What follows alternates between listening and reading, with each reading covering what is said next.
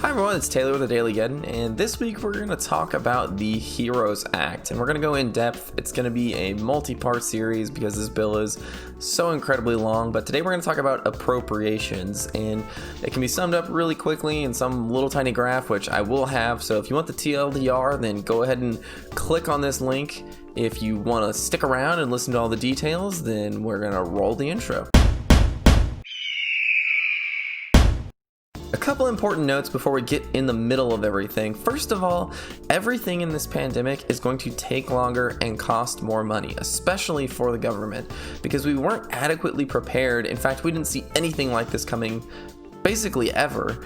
And then the second thing is that for every section that I go through, there's always going to be money appropriated to the Inspector General to oversee that those funds are used appropriately. So understand that everything that I'm going to talk about is going to be audited and looked after by the Inspector General. With that, the bill starts with giving money to the Department of Agriculture, and it starts by giving $309 million for rental assistance programs in rural communities.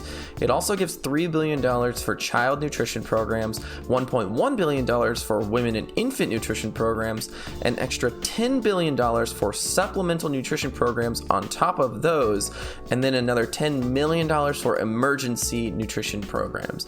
I know I said nutrition programs and not a lot, but basically this section is looking after everybody that depends on the government for food right now, and it's trying to give them food during this time of crisis. The next part of this bill has to deal with commerce, justice, and science, and it starts by appropriating $10 million to conduct the 2020 census, as well as another $400 million to conduct census-like activities during the pandemic. It also gives $200 million to the Department of Justice to purchase PPE and for medical testing. It also gives $100 million to fisheries for operating costs and lost revenue, and it gives $100 million to violence against women prevention programs. This bill continues and it appropriates more money to the Department of Justice. It gives them $300 million for local law enforcement agencies to buy PPE and stop the spread of COVID-19 in prisons. It also gives them $250 million for re-entry programs. That's helping convicts and people that are re-entering society re-enter safely during this pandemic. It gives them another $600 million to just stop the spread of COVID-19 generically, entering into cooperative agreements with certain agencies to help stop and prevent COVID-19 from spreading. It also gives them another $300 million to hire more law enforcement during this pandemic. The US government also wants to research how the spread of misinformation might have impacted the spread of COVID-19, and it's going to give $125 million to government-run research agencies to look into how that misinformation may have impacted the spread of COVID-19. They're also going to look into the economic impacts of that misinformation and how maybe some people spreading certain types of information that might not necessarily have been true might have given them an economic benefit. I don't know what that means exactly, they're very vague, but that is one of the points of this research. 12 months after the enactment of this act, this report is going to be published. The next chunk of money is $540 billion, and it's probably one of the biggest ones in the bill, and it gives money to states and local governments to fight coronavirus. It gives money also to US territories, so $20 billion of that is going to go to Puerto Rico, $20 billion of that is going to go to tribal governments, and then the rest of it is going to go to the rest of the United States and Washington, D.C. Part of it gets split up equally, part of it gets split up based on unemployment in certain states, part of it gets split up based upon how prevalent COVID-19 is in that state, and then part of it is based on population. Now there's a whole formula, and I'm not going to get too detailed into it, but it's a huge amount of money going out to states to fight coronavirus. This bill also gives $375 billion straight to local governments, skipping state governments completely, and it would also give $3.6 billion to the Election Assistance Commission to help facilitate this year's election. This bill would also give $6.5 billion to the Communications Commission in order to support broadband across the United States. Now, with more people at home, we're going to need more internet connectivity for those people to be able to work safely from home. It would also give $10 billion to the SBA for those emergency grants that were granted under the CARES Act. Also, it would give $25 billion to the United States Postal Service. Now, this has nothing to do with the introduction of the latest bills about the United States Postal Service and the huge uproar that recently happened. It's something that's completely separate, but it is probably where they got the idea to give that money to the United States Postal Service, or at least write that very specific legislation. The next part of this bill is extremely straightforward, and it gives $1.3 billion to the Department of Homeland Security to support firefighters. That's everything from purchasing PPE to hiring more people to make sure that they are mentally sound in order to handle all of the stress that this pandemic is going to put on them. Everything. It's $1.3 billion to help out firefighters. Title V and the next section of this bill is about giving money to the Department of the Interior, and it appropriates $21 million for the United States Fish and Wildlife Service operation costs. It also gives $50 million to the Tribal Wildlife Services. It gives another $40 million for biosurveillance and looking at surveys and understanding what's happening in nature while COVID-19 is happening. It's going to give $900 million to the Bureau of Indian Affairs and $1 billion in territorial assistance. That's all U.S. territories. It then dedicates $2.1 billion to Indian Health Services and gives $10 million for the National Endowment of the Arts and $10 million for the National Endowment of Humanities. Title VI is about giving money to the Department of Health and Human Services, Labor, and Education. And that is the biggest part of COVID-19, is how do we support those areas in America? So naturally, this is one of the biggest sections.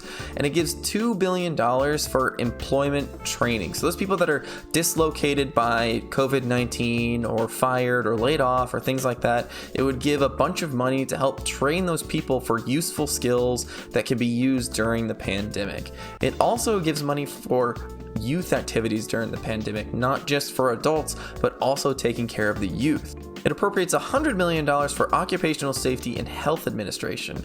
This is money that's going to be used to take people out into the workforce and train certain businesses, or it's going to train employers how to treat their employees during the pandemic and allow them to safely work. This bill appropriates $7.6 billion to support primary care physicians as well, and it also gives $2.1 billion to the CDC to help carry out their plans to attack and defend against COVID-19. It also gives $500 million to the National Institute of Allergy and Infectious Diseases in order for them to research and figure out ways to combat COVID-19. This bill gives $200 million to the National Institute of Mental Health as well. This bill also appropriates $4 billion to offset lab and research costs for the increased usage that we're going to have to see through the pandemic. It also gives $150 million for Medicare and Medicaid administration. It gives $1.5 billion for low-income home energy assistance, and it pays $7 billion out for childcare and development block grants. Another $1.6 billion is given for children and family services. $100 million is going to be for aging and disability services. $4.6 billion will be put into the Public Health and Social Services Emergency Fund, $3.5 billion of which is dedicated solely to research. $100 billion is going to be put into the Healthcare Provider Relief Fund that's actually described later in the bill, so I will actually reference that once I get to it. So stay tuned for future videos. And $75 billion is going to be used for contact tracing and testing, which is also detailed later in the bill itself. So stay tuned for that as well. $90 billion is going to be given to the Department of Education to combat and actually prepare for coronavirus in schools. And $10 billion is set aside for helping places of higher education during the pandemic. Title VII appropriates money to Congress so that they can use it to actually help prevent and prepare for coronavirus inside of Congress. And it gives $5 million for them to prepare and prevent for coronavirus. It also gives them $35 million for audits and investigations and a little bit of oversight in the things that are in this act going through this pandemic. Lastly, we have money going to the Department of Transportation. The first thing they're going to do is give them $75 million just for operation costs, and $1 million of that will be for research about airplanes and how they filter air and whether or not they allow pathogens to be spread through the cabin as you're in flight and as the AC is actually going. This bill will give $15 billion to the Federal Highway Administration and another $15 billion to support public transportation in large metropolitan areas. It'll also give $4 billion to the Department of Housing for tenant-based rental assistance. It'll give $2 billion for public housing operating costs. It'll give another $5 billion to the Community Development Fund, which was a CARES Act program. It'll dedicate $11.5 billion for homelessness assistance, $100 billion for emergency rental assistance, and that is just generic across the board rental assistance, no specificity at all. $750 million for project-based rental assistance, and $500 million for housing the elderly.